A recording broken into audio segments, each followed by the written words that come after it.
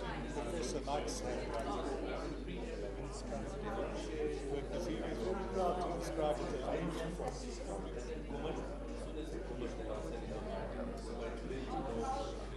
I got a phone call from him. He was? He would invite me to dinner. Oh, right. People as a mystified.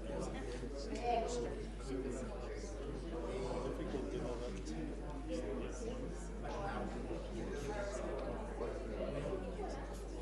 I wonder how he feels about it, whether this has helped him find some closure. At least he's had his time to talk about it.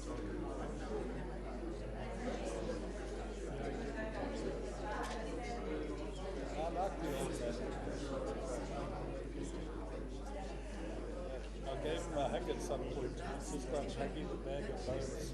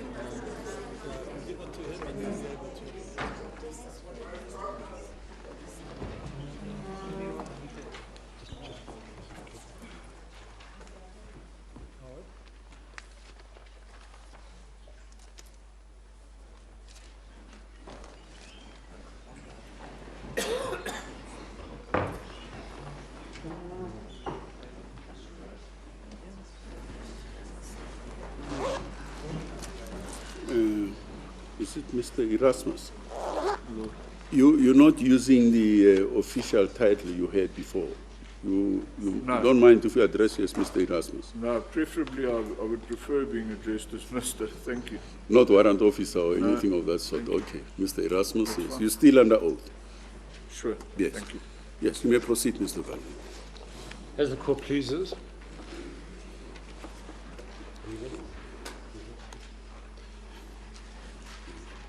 Mr. Erasmus, this morning you, in response to one of my questions, you agreed that there was a Waarheidskammer or a truth room in the John Vorster Square building, at least at that time. And when you were asked to look at certain photographs, you pointed out a certain room on the 10th floor of John Vorster Square. In order to avoid having to get you over to John Vorster Square to do an inspection, which in your case we don't think is necessary, we want to show you a short clip that was made in which you assisting the South African History Archives, Correct. who were making a DVD titled Between Life and Death. You took them around the building, and in the one particular clip you pointed out this so-called truth room. I'm going to ask my learned junior to show you the clip, and Your Lordship, if there's no objection, I would also like to hand up a copy of this publication together with the DVD, which is in a folder at the back of this booklet. Yes. And we will point out where you can find this clip in due course. Your Lordship, we have given a copy to the representatives of the state, and I believe we do have a DVD which we can hand over to our colleagues from the police. Yes. We'll try and get you a second DVD as well.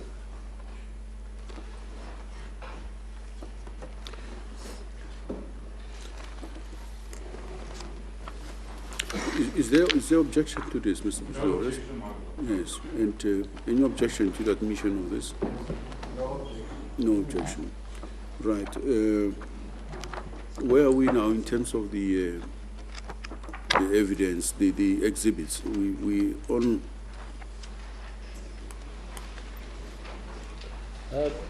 Lord, I think we can give this.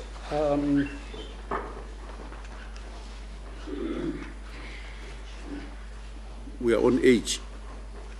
According to my registrar, says we are on H. Is it so? We could, we could, since it relates to his evidence, we could call it H2. H2.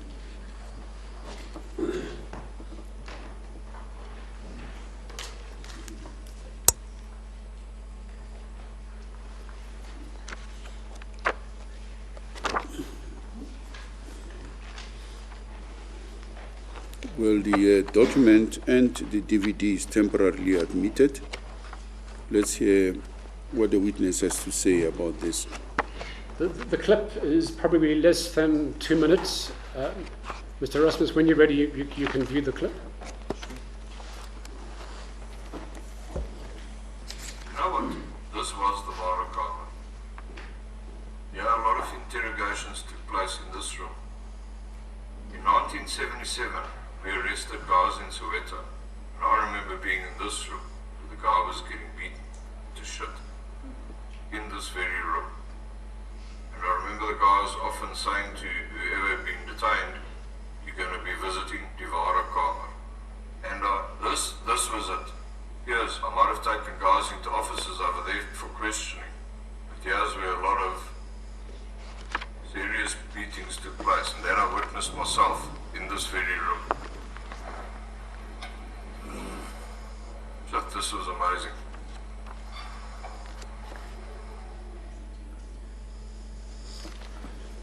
Thank you, Mr. Erasmus. Do you confirm that it is you being interviewed in that clip? I do, my lord. Do you remember approximately when that clip was filmed? Yes, very clearly. How long ago was it? Do you remember approximately when? Must be about 5 years ago. And was it the South African History Archives, a non-governmental organisation? That is correct. Did they make this clip?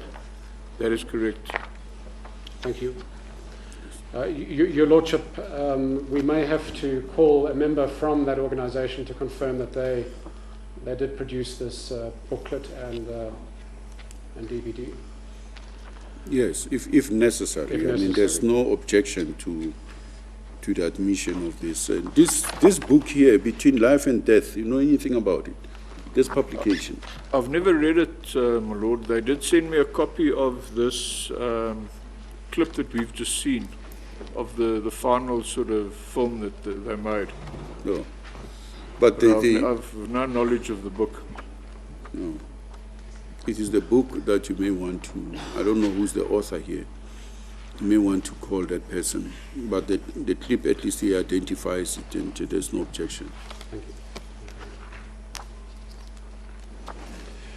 you. Your Lordship, while we're in the question of exhibits, my learned friends from the state have very kindly produced 2 copies of 2 letters of commendation issued to Mr. Erasmus, both in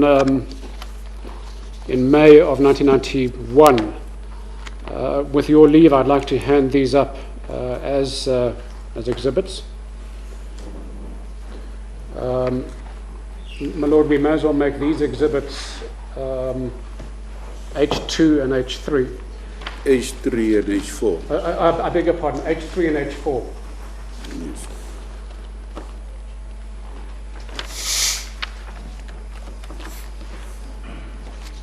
I understand the court already has copies of these 2 letters. Your Lordship, where did they appear? Because I've seen the affidavit that has been handed to me this morning. I don't think they are attached there. Are they attached there too? No, they're not attached. So where are they? Where do you We see? handed it out during the lunch break to Oh, during the lunch break. Okay, because I haven't seen them. I went through the Your material. Lordship, I can actually hand up further copies if that would be convenient. No, I've you used got to. them? Okay. Yes. I thought perhaps you said they were in one of the volumes that you previously handed. I beg your pardon, Your Lordship. They are fresh Okay. exhibits. H3 and H4. Just for accuracy, the one is dated. They're both. The one is dated 20th May, and the other 30th May 1991. So the one for 20th May will be the H3, and the one for the 30th May will be H4.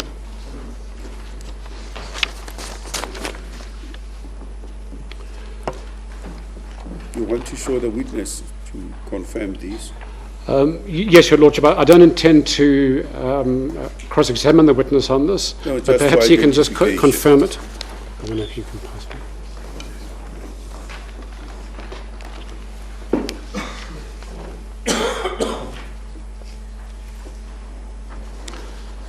Mr. Erasmus, do you confirm that those two letters of commendation were issued to you on those dates? That is correct, my lord. Thank you. As I said, Your Lordship, we will make reference to them in our argument, but I don't intend to ask the witness any further questions on those letters. Mr. Erasmus, I've just got a few outstanding matters to canvass with you. When you were trained either as a uniform policeman or when you joined the security branch, were you given any training in first aid? Did you go on a first aid course? During initial or basic police training in police college, where I was in 1975, we were given a very peremptory couple of classes on first aid, but nothing extensive.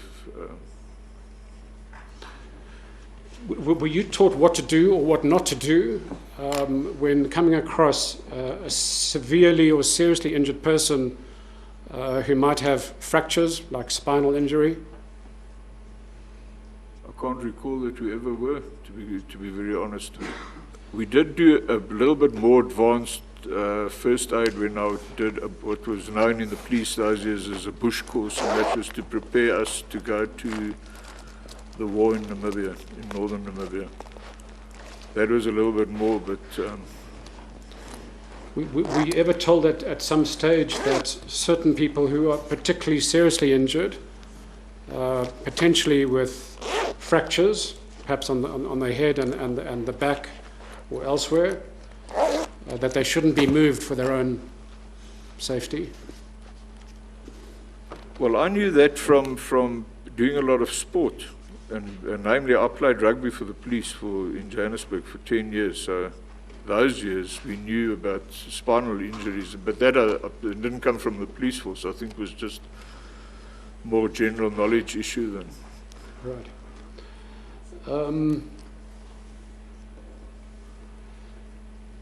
During interrogation, were police aware that there might have been a certain window of opportunity following an apprehension or arrest in which information should be extracted from a particular detainee with the knowledge that unless that information is obtained quickly, for example, names of comrades or collaborators, that unless the police could act on those names quickly, those individuals might escape or hide? There were certainly circumstances like that. Once again, I can only refer to where that became paramount was on the border war situation, where there was no niceties because people that we arrested might have been armed or part of an armed group. And we were kind of told that if you interrogate this guy and you don't get that information about where he's from and where the rest of them are, it could result in loss of life, including our own colleagues. They could be on their way to, for example, attack a base. My experience, John Foster Square, the cases that I was personally involved in, to mention just one or two, was the investigation of Marion Sparg from the ANC Special Ops. She'd been arrested, the ordnance had been recovered, and I was, for a stage, the chief interrogator of somebody that was arrested with her, Stephen Moran. There was no need then, because the whole case was pretty much sewn up, to beat him to a pulp or something. In fact, I can't remember that I ever lifted a hand to him. I made him write. There wasn't even sleep deprivation because there wasn't this pressure. There was no information that there was other people. This whole thing, in other words, to coin a bad phrase, had been mopped up all the way down to East London. Arrests had been made there. The limpet mines had been recovered. There wasn't that urgency. But in cases where the pressure was on, where the mopping up hadn't happened, where where individuals who might have collaborated with your detainee were still at large, were you aware that police used torture and assault to extract information quickly before these individuals got wind of the detention and would hide or escape? Sorry, my lord, I didn't quite follow that, most definitely. That would have been the norm. So that was standard practice? Would be standard practice. Would I be correct in saying that the first few days after a detention in those circumstances could see some of the most ferocious forms of interrogation? Absolutely critical. If I can refer once again, my lord, to the arrest of Marion Sparg with the limpet mines after she planted 2 explosives in Johannesburg. She wasn't even taken to John Foster Square. Time was of such essence that she was interrogated in her own flat where she was arrested.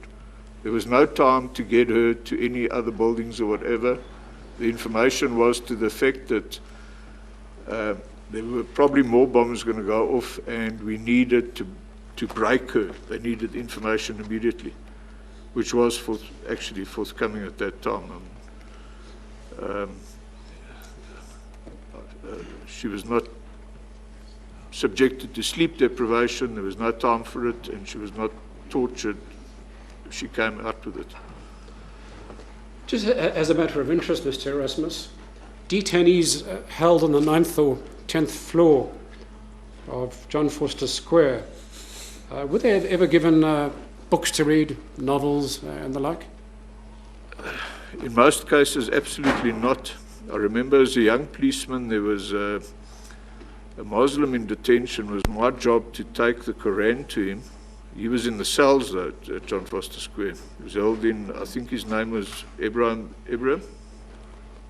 Never really worked on his case, but at that time, I was given the job of taking the Quran down to him during his prayer sessions. But as a general rule, no reading matter. And I can recount other stories where people were not given anything to read as a form of punishment. Because one can imagine, sorry, with the latitude of the court, if I can just explain this, sitting in a tiny cell with nobody to speak to for hours after hours and days after days, in itself must be a terrible form of torture. I couldn't withstand something but like that. In the cells, occasionally they would get perhaps a Quran or a Bible. Very occasionally. Very occasionally. In 1971, you were in the uniform branch of the police. My lord, no, I was still in school. Oh, sorry. 1971. Sorry. I beg your pardon. Yes, of course, you did mention that earlier. When you were in the force, particularly the security branch, did you get to hear about the death of Ahmed Timol, and if so, what did you hear? I would have to ask my lord how much time the court has got. I mean, it was subject of regular discussion. There was even a policeman whose nickname was Timol Kutsia. Became quite a well-known guy. And do you know why he was nicknamed Timol Kutsia? I never really knew the answer to that one. But if I can just mention something to the court, that area where room 1026 is the room that I walked into. At one time was even turned into a bar by Cronwright and Company. And it was a place where you could go up and drink about it. And there was a standard thing there that Timol was walking around there. His ghost was there, and a lot of jokes were made about it. As to who actually was in the room, I never ever knew, apart from what I was told secondhand by other people. One of the names that comes to mind is Frederick Robert Bauer, Captain, SA Police. Bauer and I had a particularly bad tete-a-tete because he didn't like me because of my Afrikaans surname and being English-speaking. And took this out in a work situation where, for example, I went to him to get money. Sorry, Mr. Rasmus, Yeah. our time is a bit limited, so unless there's information you have directly on the death of Timol, I must interrupt. Do you have any other information on the death of Timol you think might be of use to I did this hear at inquest? that time, I know it's totally hearsay, that he was one of the people that interrogated Ahmed Timol. Right. Well, on that score, in terms of people who were possibly interrogating Timol, or who were present at least on the 9th and 10th floors at that time, I want to just take you through a few names, and please advise the court if you recognize these names, and if so, in what context. Warrant Officer Neville Els. He was my immediate commander the day that I walked into the security branch. He was then a lieutenant, and I was answerable first and foremost to him for any and all of the work that I did. He left the police after, I believe, a couple of bad escapades with the state president's wife, because that was also our job, was to look after her. And he went to work for Louis Late, the industrialist. And I've never seen him since. While he was in the security branch, was his career in the security branch unblemished? Was he ever accused of indiscipline, or were complaints ever laid against him for assault, perhaps? My Lord, I always thought he was particularly a gentleman, and he was very good to me, as I learnt a lot from him. I suppose mainly because he was very good with English, and I was the new kid on the block. But I knew there was something in his career about promotion. There was 2 officers, junior officers at that time, both lieutenants, of which he was one. There was something about he was denied a promotion or a promotion was withheld, but as to why this could have been, I would just be speculating. I do recall that very clearly. Okay. Did you ever come across a Sergeant João, sometimes referred to as Jan Rodriguez? No, my Lord. A Major F.J. Fourie? Sure. A lot of Fouries in the police force. Major Fourie. I If can't you say can't within- recall that, then just Can't say recall so. that now. A Captain J.H. Gloy? Gloy was the man that I referred to earlier in my evidence that helped me prepare a statement for my court appearance in Somerset West. I had many, many dealings with him on many, many occasions involving many security branch investigations.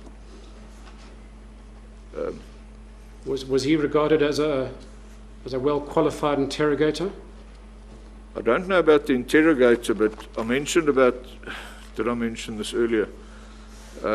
Him and Brigadier Brodrake were sort of troubleshooters, as it were, in the security branch, where there was action and something juicy or interesting. Gloy and Brodrake were on the scene.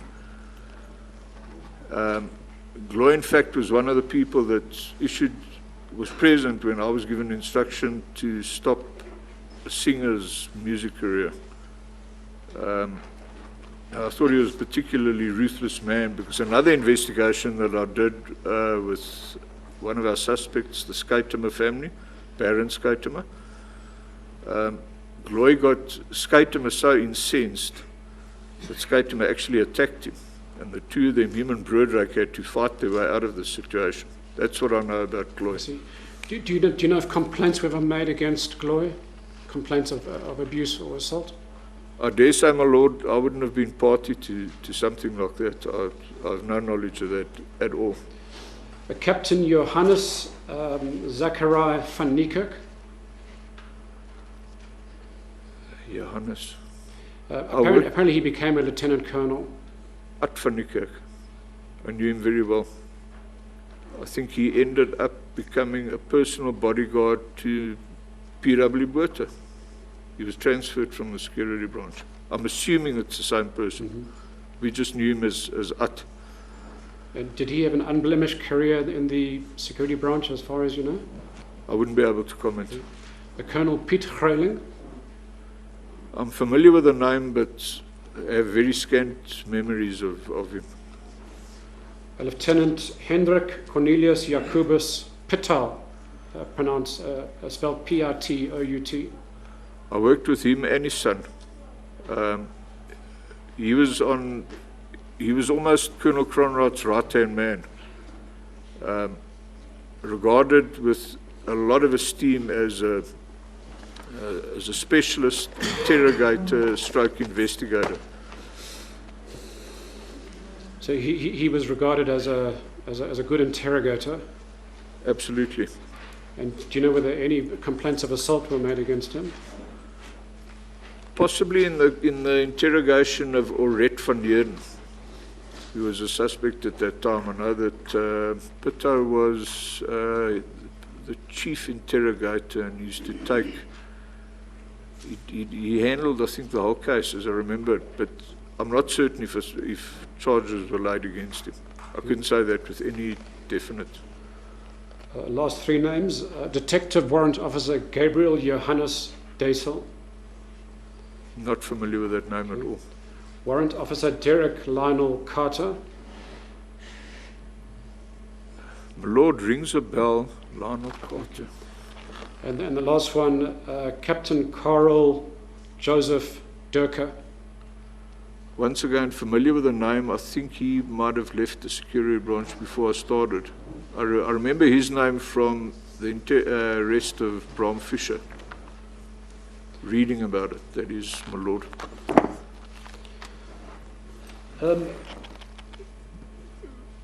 In your years as a security branch officer, did you have occasion to investigate the activities of the South African Communist Party, the SACP? My lord, there was one thing that shone out higher than any other investigation in the South African police, and that was the great search, as I've referred to it, for the replacement as the head of the SACP, the person who replaced Bram Fischer, because that is where the trail literally ended. So there was endless seminars, classes, notes, input, everything, and speculation was rife as to who was this person. And I can give the court probably a list of 20 names of possible suspects, one of who's sitting in the court at this time, with permission, my lord, Mr. Bezos. There was some that held that he'd actually replaced Bram Fischer, and there was churchmen involved, Father Albert Noland. Yes, this was a big priority. Thanks, Mr. Harris.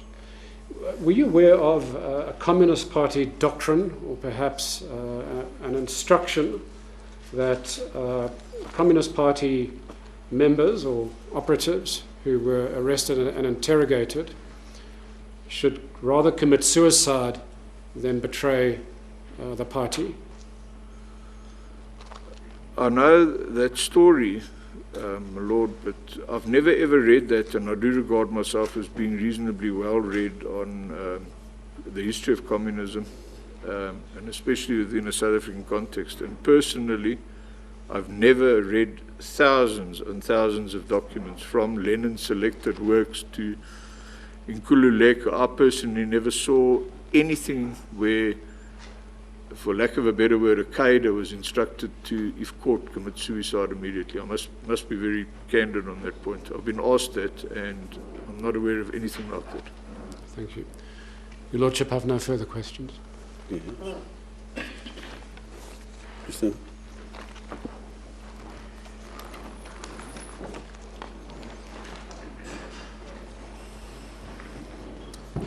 Mr. Erasmus, I just have a few questions just to clarify. You say that you only joined the South African Police Services in 1975, am I correct? That is correct, my lord.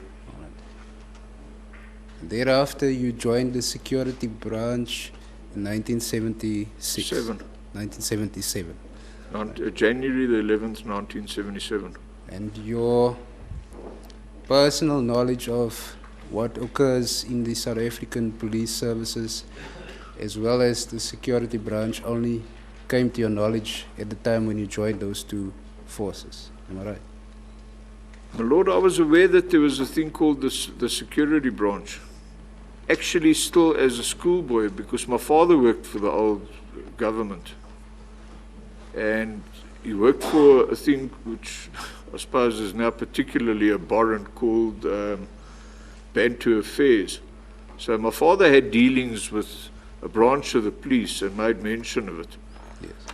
And I can tell the court he was actually horrified when he heard that I was being transferred to the security branch. He was not happy, and nor was my mother. So I knew about it. To answer your question, I did. Yes. But your personal knowledge as to what methods they used to do anything, it only started happening when you joined the SAPS and the security branch. I would say that's correct. Okay.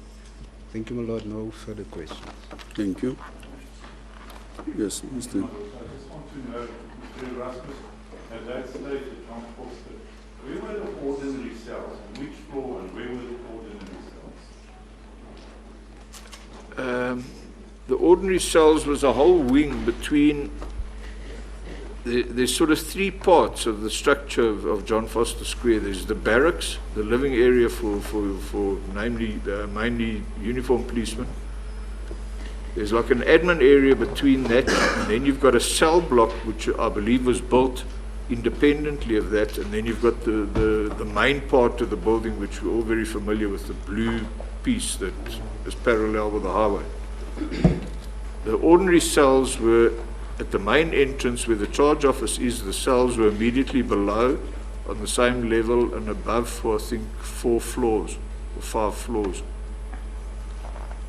Thank you. Thank you, Mike.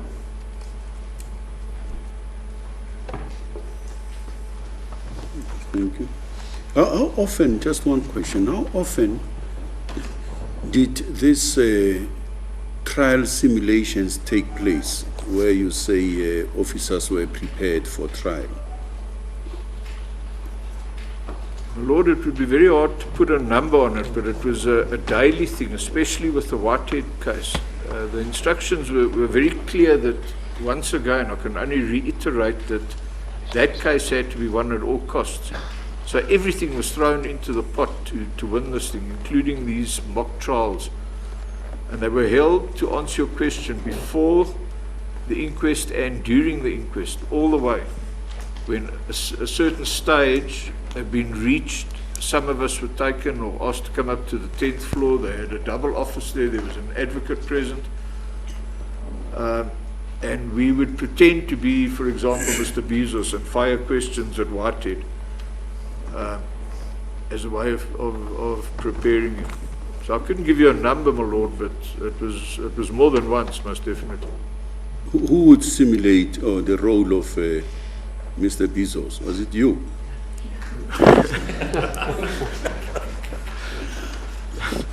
My lord, unfortunately, yes. I was just one of many that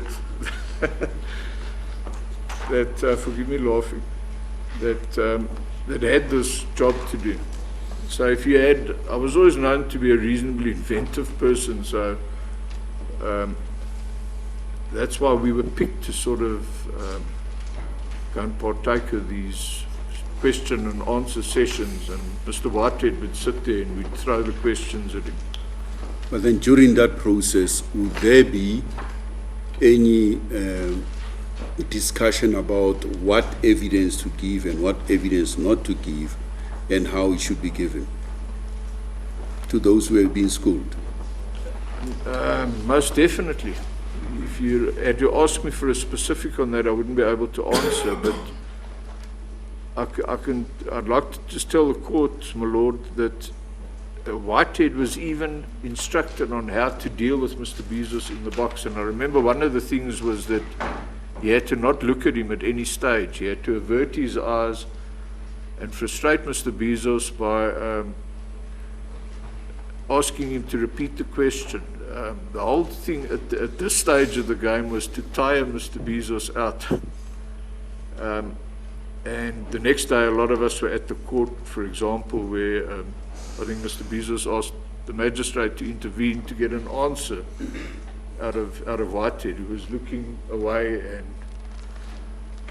the whole thing was designed by this state psychologist. I think it was Mr. Plonk, was to gain some sort of psychological edge. Even that was important at the time. Yes, my interest is on the content of the evidence that they were supposed to give. Did you have a sense that during that simulation they would interfere with the evidence of a witness who perhaps may have seen something but been told not to say it or say it differently? I understand, my lord, but I couldn't give you a specific. I think with the passage of time. Yes, I understand it. I just want to know what your impression was, whether that would be the case or whether the evidence of a witness would be left intact during that simulation. I think the best way that I can answer this, my lord, is that, like I say, everything went into the pot. If somebody could lie or whatever, or witness was schooled as to what to say, I think a lot of rules, as I understood it, were broken at that time. I personally didn't know, for example, that mock trials were not part of a police process, and the first time that I mentioned something like that, the people were horrified to hear that this had in fact happened. But as to specifics, I couldn't give the court anything. Barring, yes, my impression is that there was no holds barred. The state had to win that case at all costs, which they did. Thank you. Anything else arising from my questions? Nothing? Yes. Nothing further, Your Lordship. Anything? No, thank you. Thank you, Mr. Erasmus, and thank you for your assistance. You are excused. Yes, Mr. Vani? Your Lordship, before we call the next witness, I wonder if I can just handle some quick paperwork. Your Lordship, we have already provided you with a volume H, comprising some 10 affidavits. And over the course of the next 2 weeks, we will be calling certain of these individuals, but not all of them. Yes. And as we call them, we can allocate sub numbers to them from this volume. I don't know whether you wish me to formally hand up this volume, Your Lordship. Yes, if the I've gone through, is it the one you're talking about, the one that was delivered on Friday? That's correct, Your Lordship. Yes, I've gone through some of it, and are you saying that there are witnesses here who may not be testifying? That's right, Your Lordship. The witnesses who can provide similar fact evidence on torture at John Vorster Square and elsewhere, we're not going to call those witnesses, but we will refer to their sworn affidavits in argument, unless Your Lordship directs that we do call some or all of them. No, I'd like to go through them first, and I won't make that ruling now. I'd like to go through them first, and then I will decide whether I need to hear them or not. As the court pleases. Okay, then the bundle will be marked H. It's the same bundle that I received on Friday. It is the same bundle. Yes, then you don't have to hand Okay. that one in. I've got it here. Your Lordship, we would like to hand up a few more exhibits that ourselves and perhaps our colleagues will be referring to as the evidence proceeds over the next 2 weeks. The first document is the Ahmed Timol detention file. And this document we'd like to give the exhibit number of G6.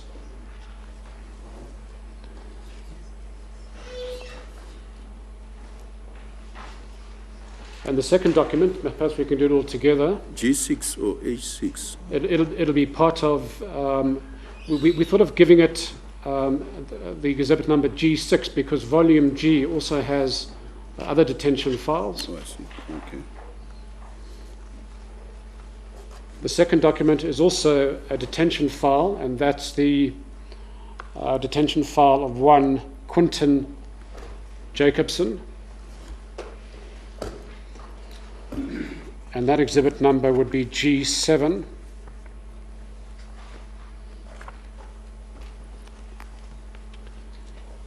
Yeah. And the final document we'll hand up this afternoon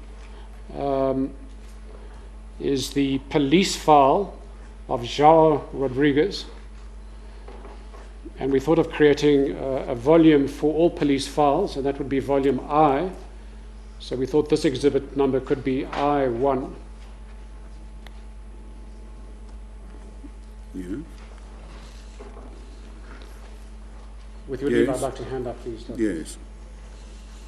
Yes. Mr. Pretorius, do you have all these documents? Yes, my lord.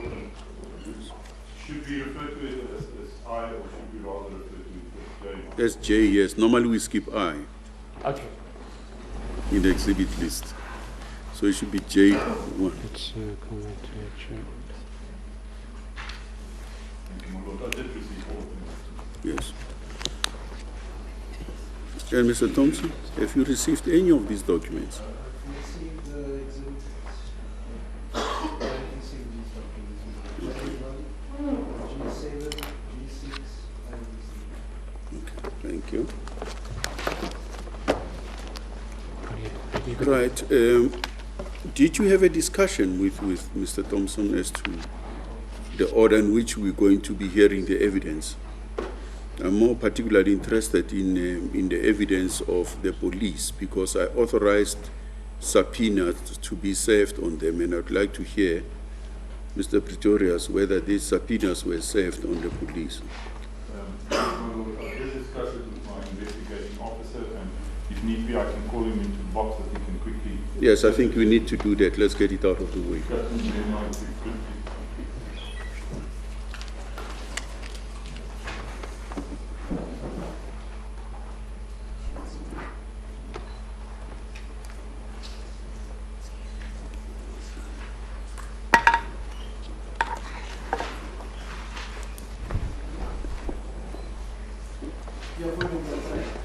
Benjamin Nell. Do you have an objection in taking the oath? No. You said that the evidence that it was yes. Yes, sir, raise your right hand and say so help me God. So help me God. Captain Nell, you already gave evidence in this reopened inquest proceedings. You also are in court during the proceedings, and at the previous time, certain subpoenas had to be delivered to the persons involved. Yes, my lord. Can you tell us, and let's stick to the police witnesses, which subpoenas were prepared for the witnesses in this regard? Give me a second.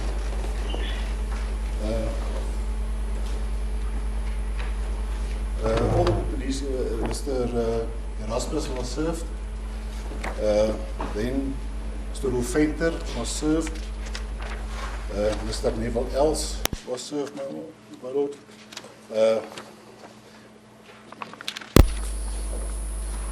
Then Mr. William Charles Smith was served as a subpoena. João Rodrigues was served with a subpoena, my lord. As well as John Petrus Fourie. Captain, if you can help us, was this personally served on the witnesses themselves? Yes, my lord. Was personally served by my colleagues. Can you give us the dates exactly when this was personally served on them? Did you get a return of service? Yes. Yes, my Can lord. you just Give that detail to the court, please. Mr. Fourie was served on the 5th of July.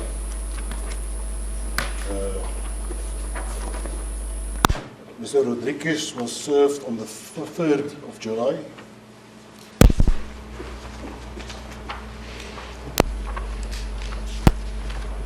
Mr. Smith was served on the 4th of July.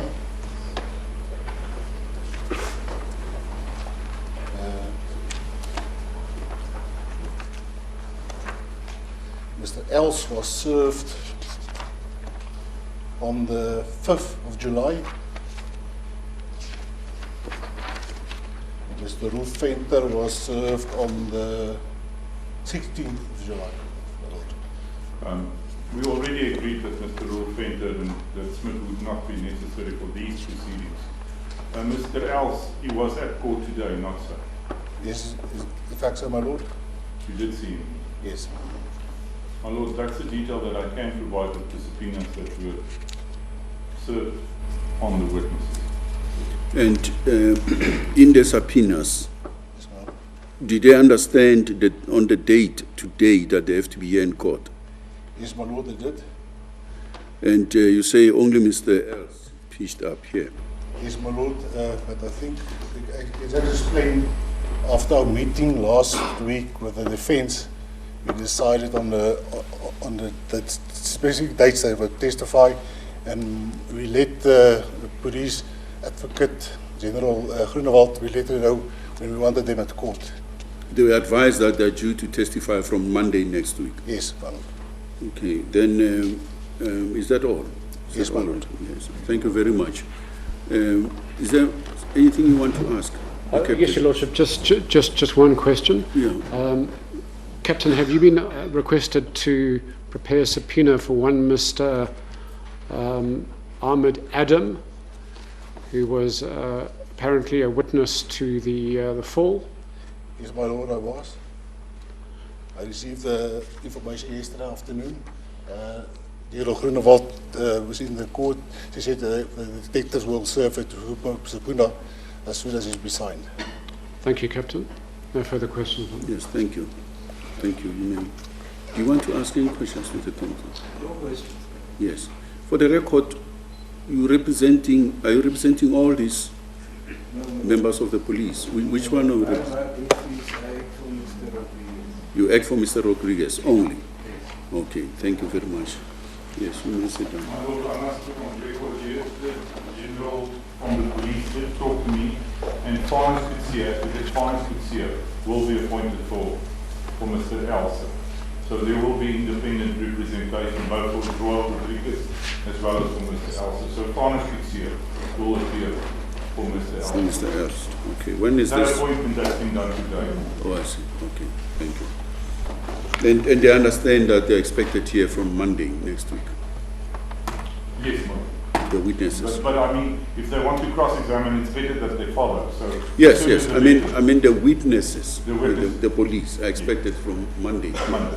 Yes, ma'am. Yes, the advocates are welcome to participate now because it's important that they follow the proceedings. Thank you, ma'am. Yes, thank you. And Mr. Vanny, where are we now? Your Lordship, we would like to call Stephanie Kemp as our next witness. How long is the evidence?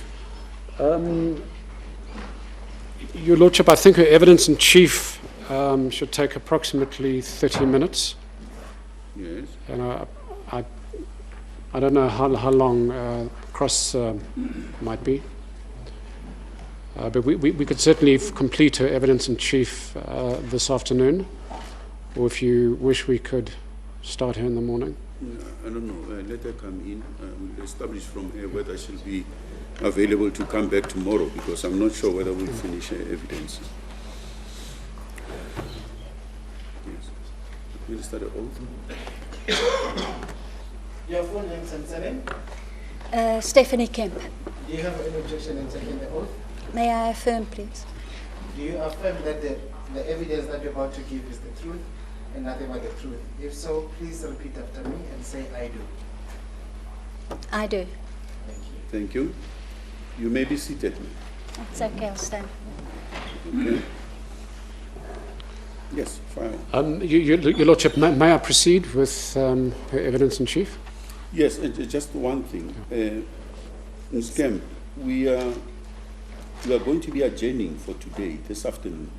I'm not certain whether you'll be able to finish your entire evidence. Are you available to continue tomorrow? I can do, Your Honor. Okay, fine. Then we will start and then you'll continue tomorrow. If we don't finish today, that is. Yes. As the Proceed. court pleases.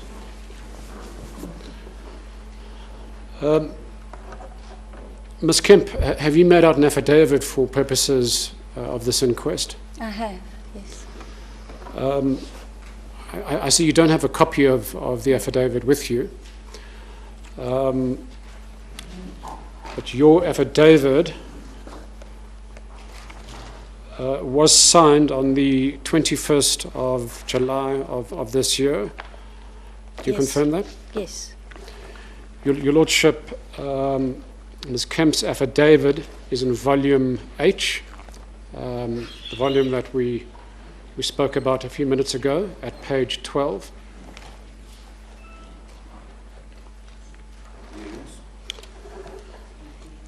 Ms. Kemp, you're 76 years of age and you grew up and schooled in the Eastern Cape, is that right? No, in fact, I grew up in Malmesbury in the Western Cape, but I am 76, yes. Okay. I went to Port Elizabeth in the Eastern Cape for high school. If we could move to some of your personal history, and if you could highlight for the court at what stage you began your political activities, starting with 1962, when, according to your statement, you volunteered for the Defence and Aid Fund. Yes, I went to UCT in 1960, which was, of course, a momentous year in our history. Sharpeville happened as soon as I got there. And I was already very clear that I was against apartheid, and I looked for something to make some contribution and volunteered at the Defence and Aid Fund, which was legal then. When I was there, I was placed in the Finance Committee of Defence and Aid and met much older women who were extremely political. There was, for instance, Ray Edwards, who was Albie Sachs's mother and had been secretary to Moses Katani and had been a communist all her life, as had her former husband, Solly Sachs. There was also Sarah Carnison, whose husband was on the Central Committee, Fred Carnison, and through them they invited me to their home that turned out every Thursday. So eventually, I was 18 then. By the time I was 20, they recruited me into the underground South African Communist Party. And at what point were you recruited into the armed resistance movement, the ARM? Very soon after that. Everything, of course, was extremely secret, so it was a bit confusing even for me. But I was recruited into the ARM later in 1962. And according to your statement, you committed certain acts of sabotage. Can you briefly describe those? Well, there were quite a lot, but one in which I participated was blowing up at several points the signal cable for the southern suburbs railway line, commuter railway. So all the trains came to a halt in the morning because the signal cables had been blown up. And you were arrested on the 11th of July 1964 in connection with your armed activities. Can you explain what happened during the course of your arrest and detention, in particular whether you sustained any assault or torture? Yes, for the first 3 weeks after I was detained, I was interrogated 3-4 times a day for long periods. So it was really virtually the whole day I was in interrogation.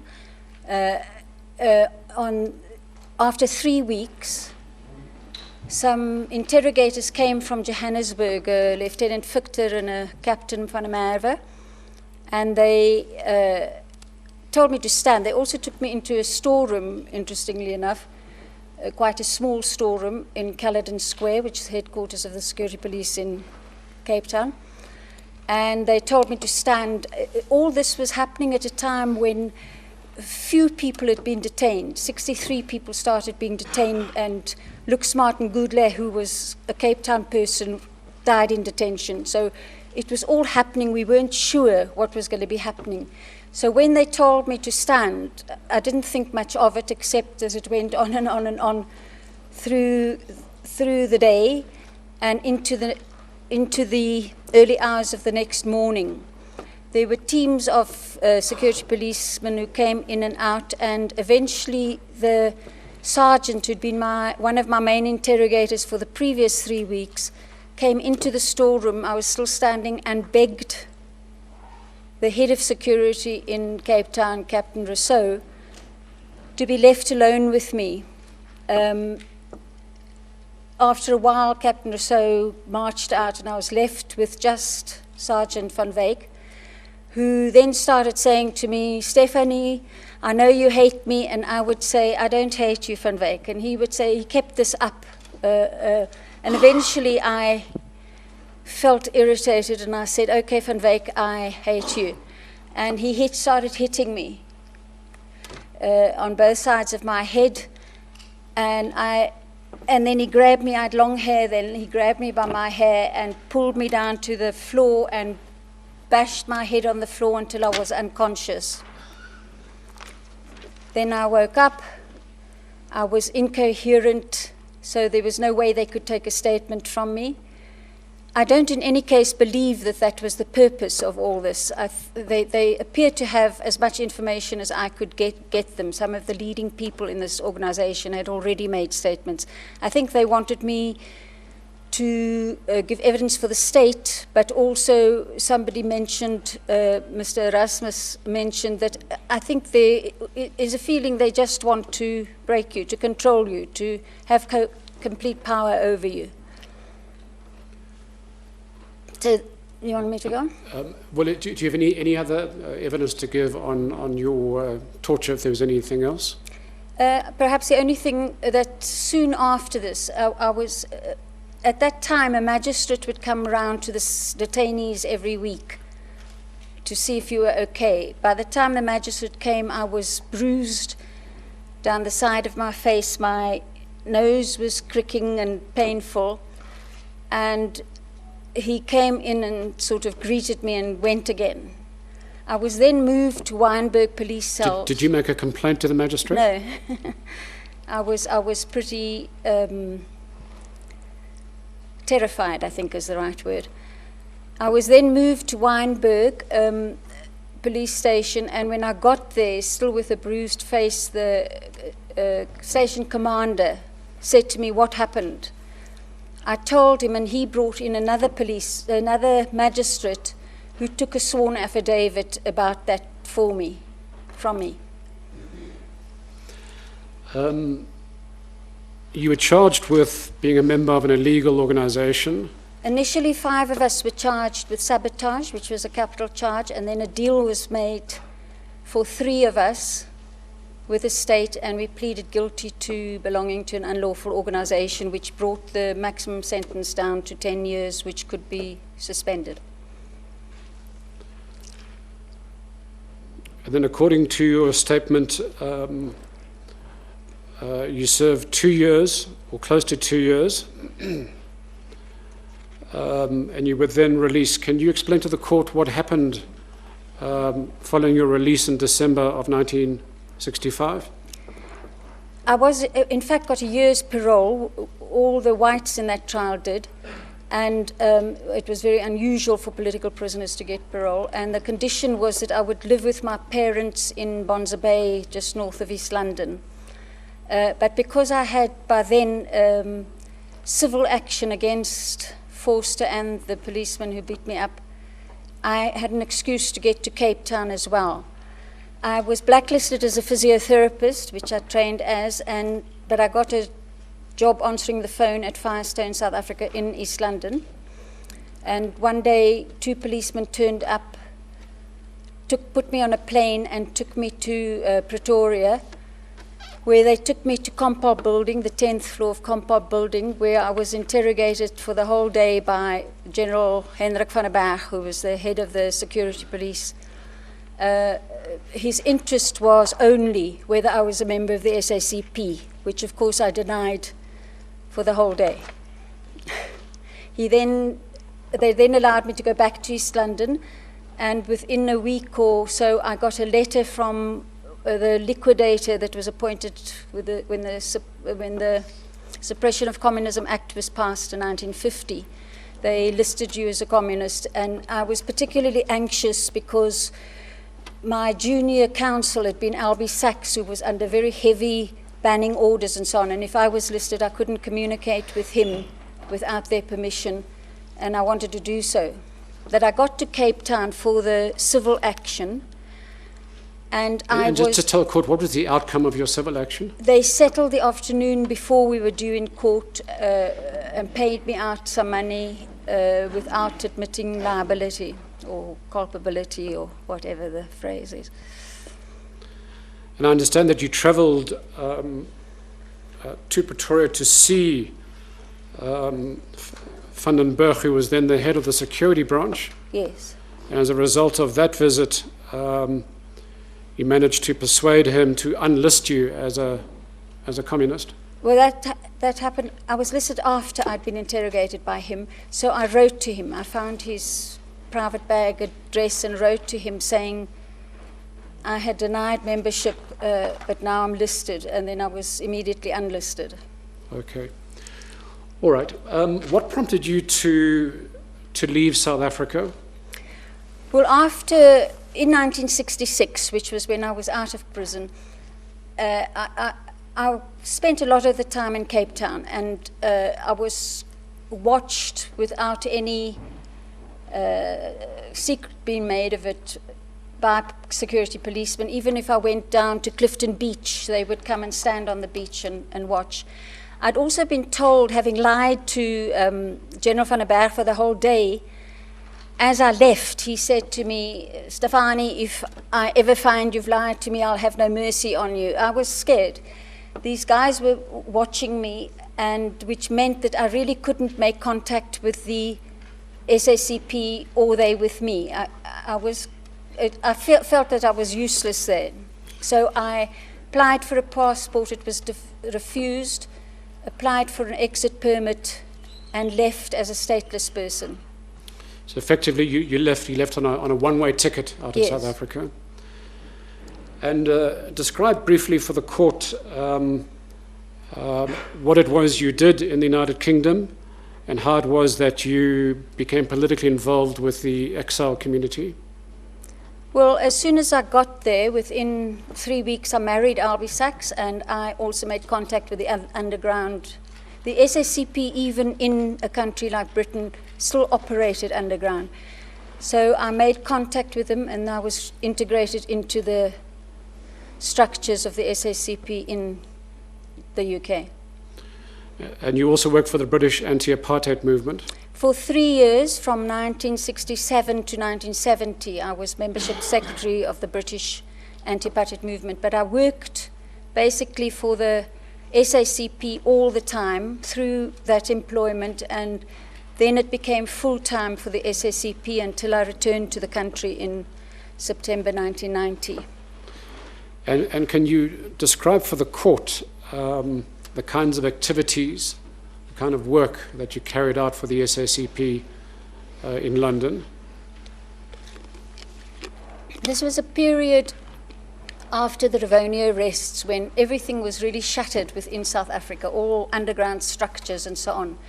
What happened in the SACP in London is that we tried to begin to see if we could get some reviving of political feeling going again. We knew it was there, but we wanted people to stand up again. So the first while, we sent a lot of propaganda into South Africa. I was responsible for sending the African communists that came out every month.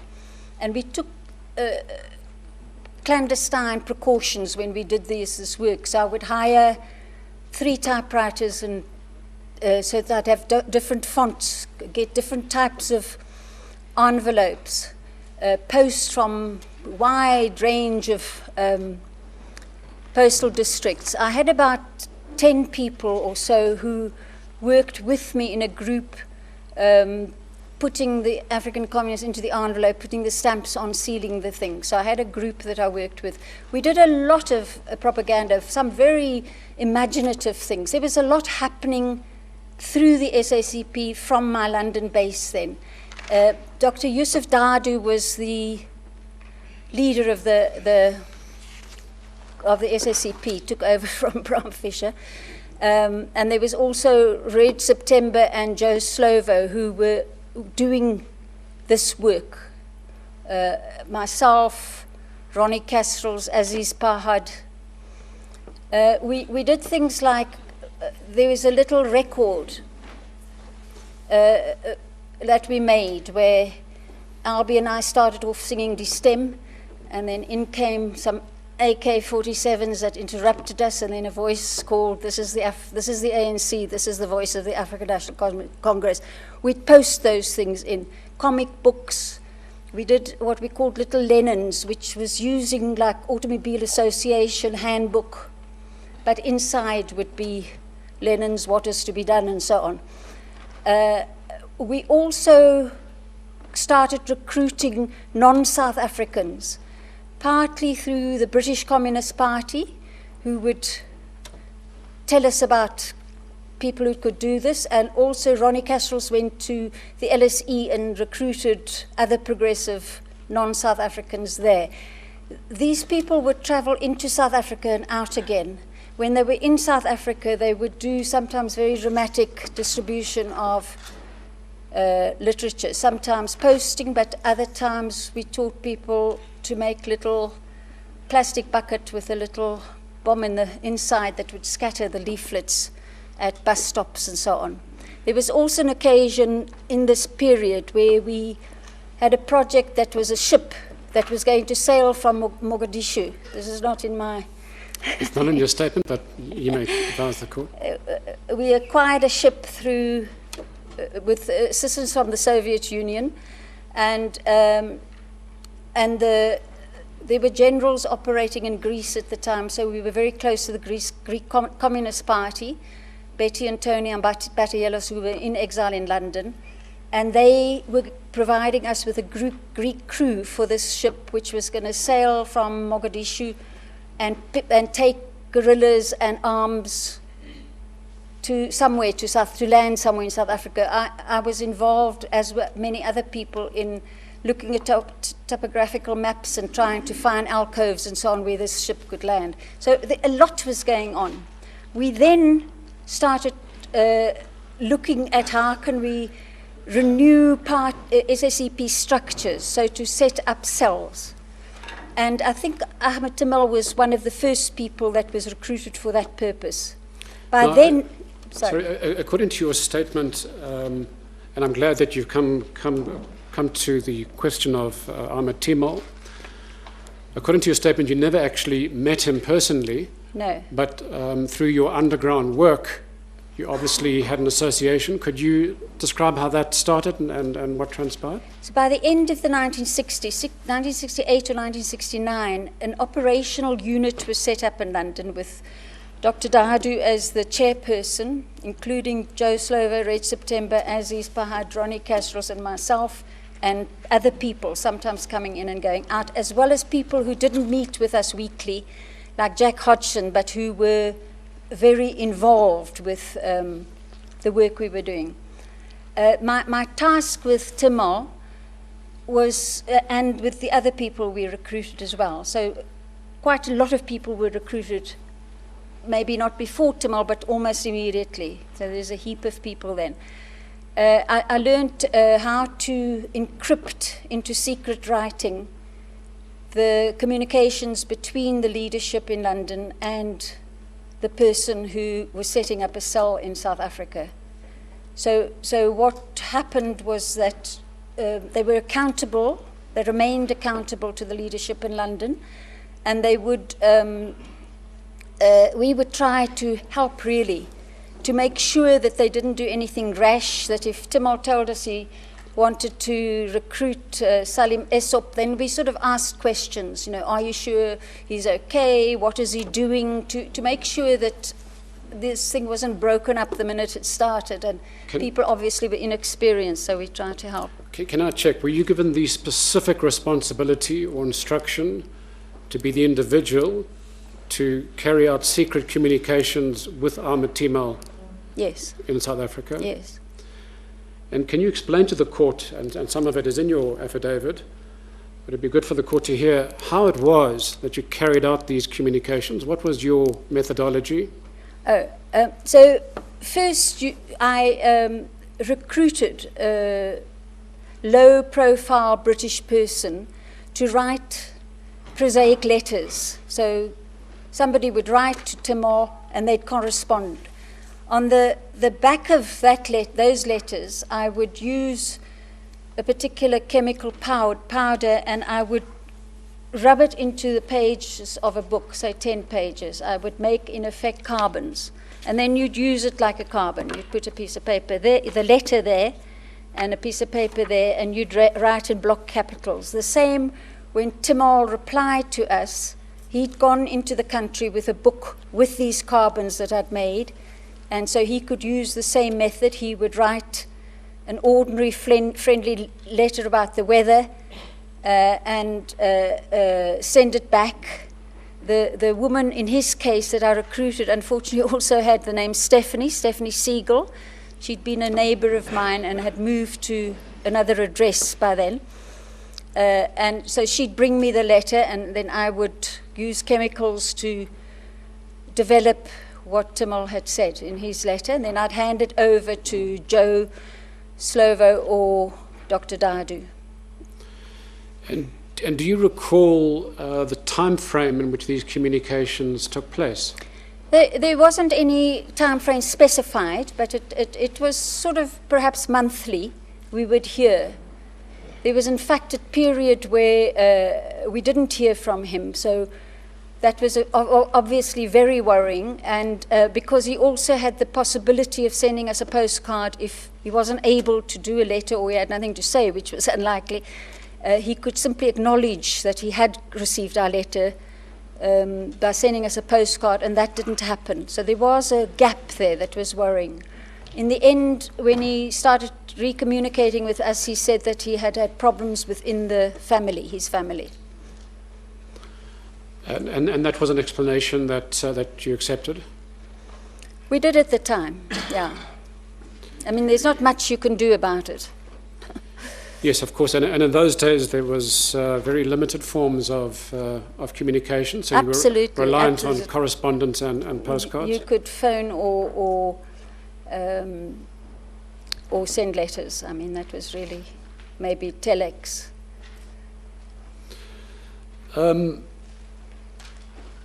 I think it would be interesting for the court to hear what it is you heard from South Africa in terms of the arrest and subsequent death of Ahmed Timol. All these recruits had some training from the people I've already mentioned, and I understand that Jack Hodgson had helped with the training. You'd be trained into how to use a Ronia machine, amongst others, also how to acquire a Ronia machine and how to do stencils, but you'd also get security type of training. You know, at the time, the fact that we could be killed, that there were spies around was normal. That was what the struggle was about. I don't specifically remember hearing about Timol's death, but what I do remember is that while this group, this inner group, so it's a group that trusted one another, none of them mentioned the possibility that maybe he committed suicide. It never arose. I'm not sure, but anyway, it was just that he'd been caught and it was terrible, right?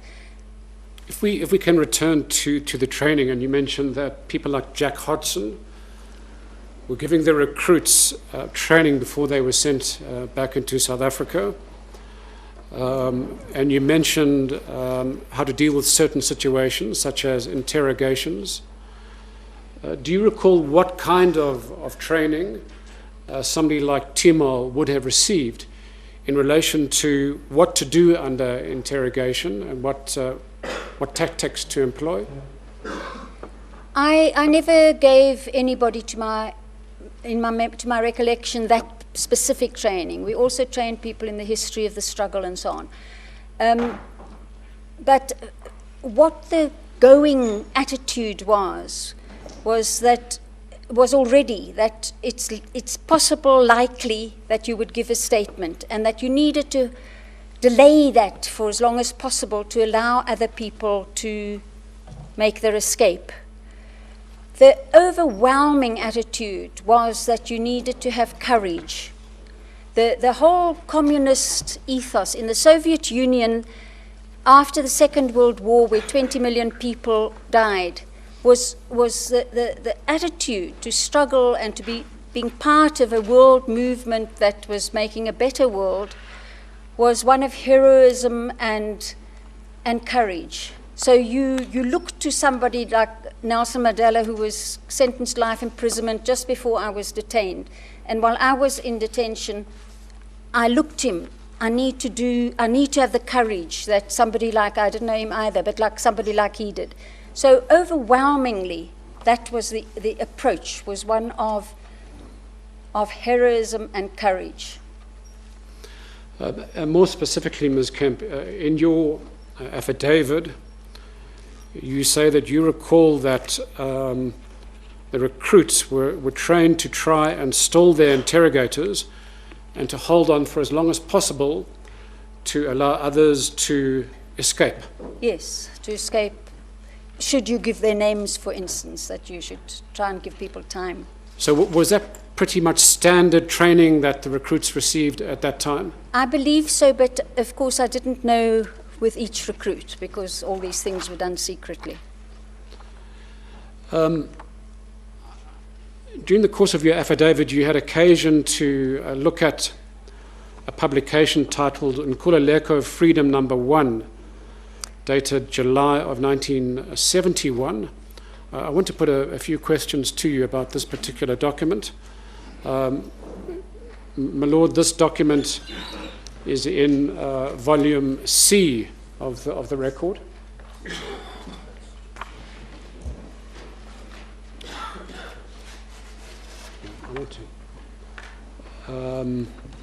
It's at page 15 of volume C. My Lord, with the leave of the court, I'd like to hand up a copy so that the witness can take a look at it.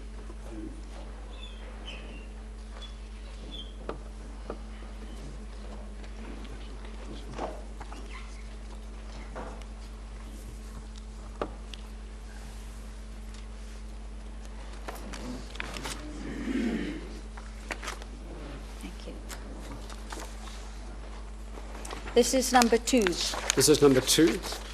It's headed Nkululeko Freedom. This is number 2, February 1972. Yes, yes. In fact, I'm only going to question you on this particular document. So it's Nkululeko Freedom, February 1972. It's number 2. For the record, your affidavit records that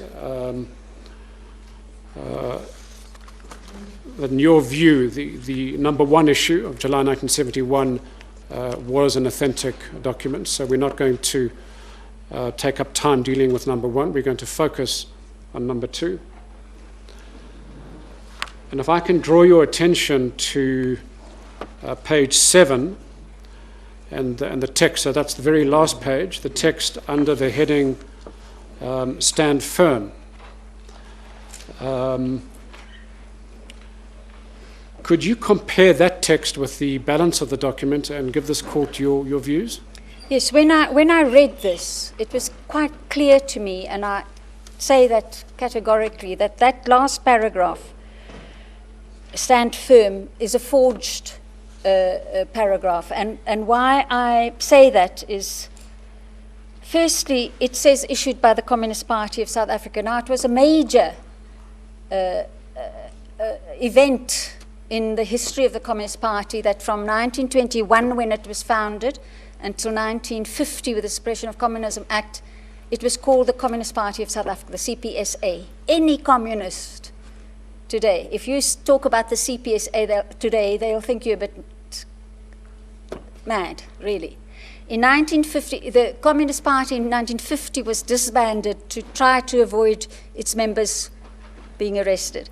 1953, people like Dr. Yusuf Dadu agreed to reconstitute the Communist Party, and it specifically changed its name to the South African Communist Party, the SACP. Any communist knows that. You know, there is no way that you can have a communist writing issued by the Communist Party of South Africa, by the CPSA. So are you saying that if this was a bona fide publication, that's not the kind of mistake that would have been made? No way. It's not a simple mistake. It's a fundamental mistake in terms of our image. The second thing is for us to have put in the last the last sentence or so.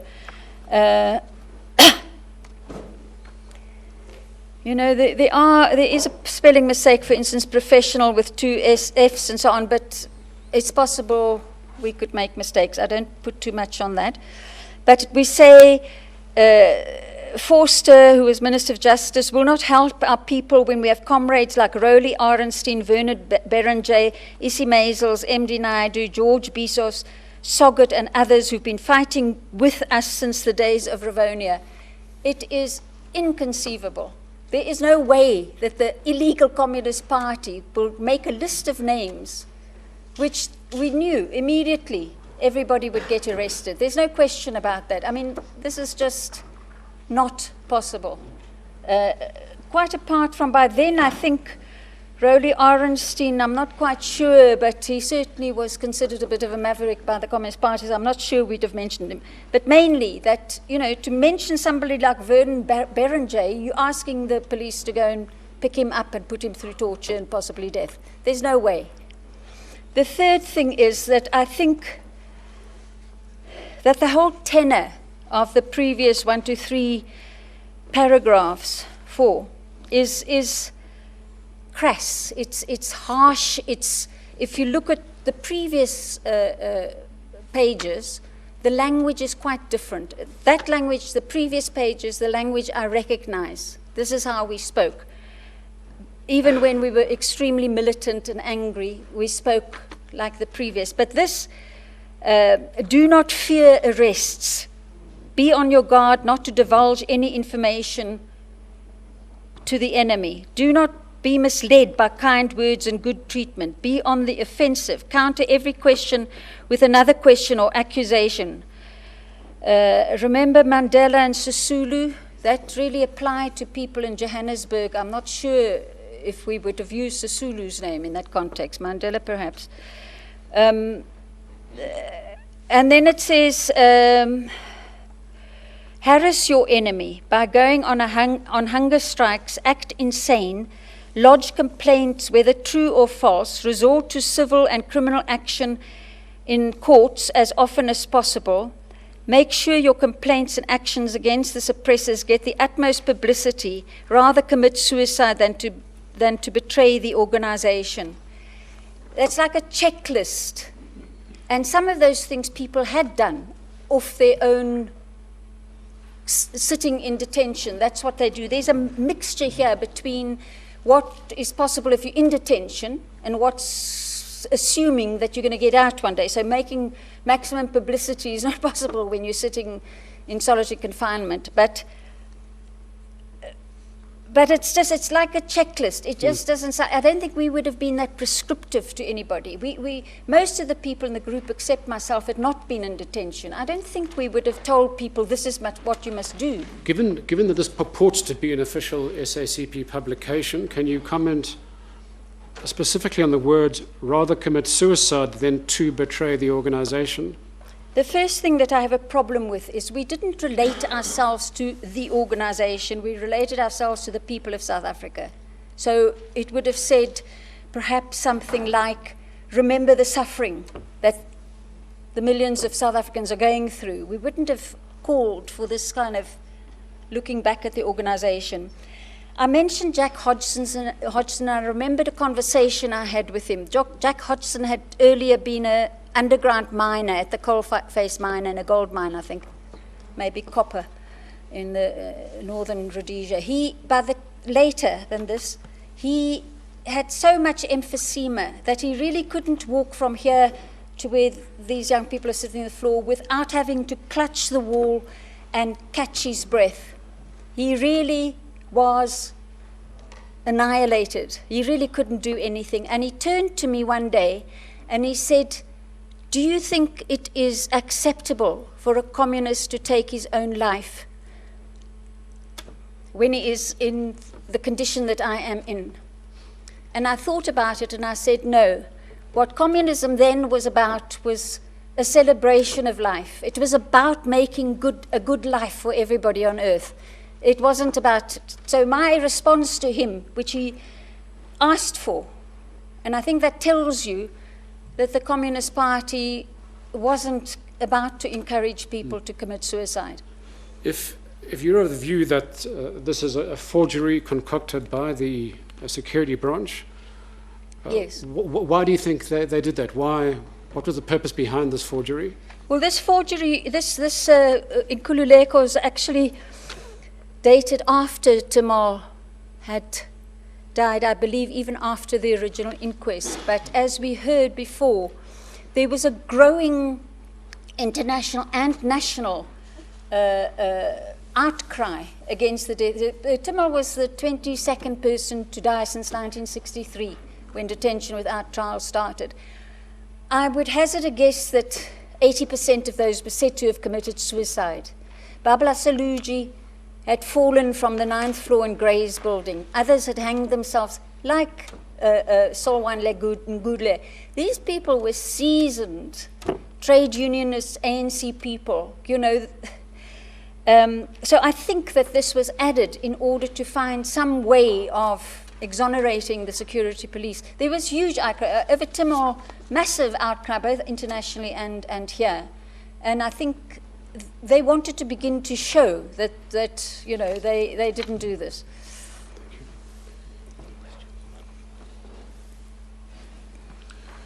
Your Lordship, no further questions?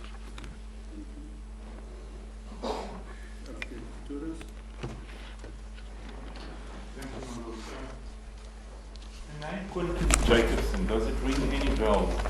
It rings a bell, but I can't add anything to that. I remember his name coming up and there being questions around why his name came up. In other words, my memory is that he was purported to be involved in the underground struggle by the security police in a way that, or by the media here at the time, in a way that we didn't accept. So he was implicated. That's all I remember. I certainly had no contact with him in the secret communication that I'm talking about. Any questions? No questions. You have no questions. And I noticed in your affidavit, paragraph 19, you say you never met Timol. No. And but you heard his name several times. Yes, his name would be brought to this group that was chaired by Yusuf Dadu. We would say, you know, he's going to go back in and start this. He would be given a nom de guerre, which in his case was Stephen. Yes. So that was sometimes some of the people who weren't killed, who came after they'd come back after a period in prison, and then I might meet, in fact I did meet quite a lot of those people, but Timol, because he was killed, I never met him. Okay. Okay, thank you very much. Thank you. We managed to go through all of it today, so we won't be continuing. And we with don't it. have to come back tomorrow. No, you don't have to. But you're welcome to come and sit in. Yes, Mr. Vani? Your Lordship, we have no further witnesses for today, unless my colleagues have anything. So we, from our side, we're happy to adjourn. Who are we having tomorrow? Your Lordship, tomorrow we're going to commence with the leave of the court with an expert witness by the name of Professor Ken Boffard. And then we have a witness by the name of Esop Pahad. So far we only have 2 witnesses for tomorrow. Unless my colleagues have others, we expect to adjourn early tomorrow. Do I have the affidavits? Esop Pahad, you do have an affidavit. We haven't prepared an affidavit for Professor Boffard, but we will be handing up his curriculum vitae. Okay, fine. We'll adjourn then until tomorrow at 10 o'clock. And I requested a program of all the witnesses to testify. How far are you with that? Have you brought Mr. Thompson into the picture? Your Lordship, at this morning's meeting, we handed up this list, which hasn't changed as yet. Yes. The only discussion we have had is in relation to potential dates for closing arguments. Yes. And the proposal, Your Lordship, is the 17th and 18th of August. That's Thursday and Friday. Yes. Just check that. For closing up arguments. For closing arguments. Please bring Mr. Thompson into the picture when we adjourn, because I'd like to take this program, as I said, to discuss with the Judge President in regard to those days you are mentioning now. And I don't want, after doing that, only to find out Mr. Thompson has other ideas and we have to revisit the whole thing. As the court pleases. Please, I'd like him, and as well as, is it Advocate Kutsia, you say, who's representing the Mr. Els? Yes. Just consult them with this program. That's priority for me, so that then I know the schedule as to until when we're going to sit.